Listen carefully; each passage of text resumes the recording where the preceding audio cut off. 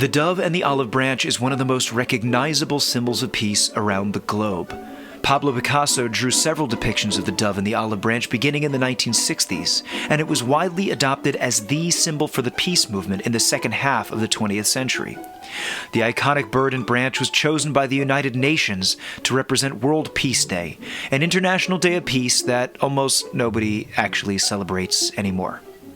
Its origin, of course, comes from the book of Genesis in the Torah. After the rains of the Great Flood had stopped, Noah sends out a dove as a test to see if it can find any dry land. The remains of an earth-grown tree is the perfect proof.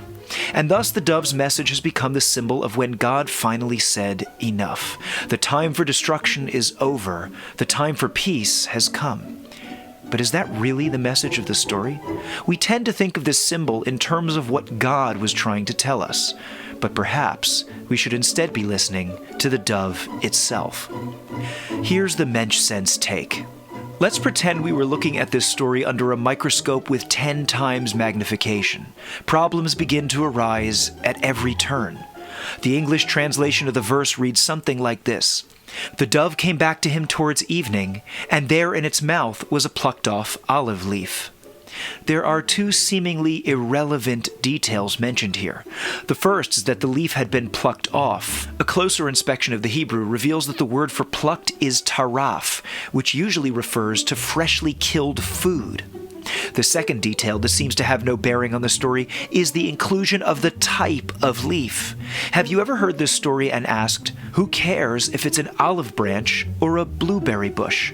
Wouldn't any plant suggest that the waters had finally receded? These two details are too glaring to ignore, and so the Talmudic sages understood the dove's message entirely differently. Based on the Hebrew word taraf, the dove was searching for food, and all it was able to scavenge was possibly the most bitter fruit in existence, a raw olive.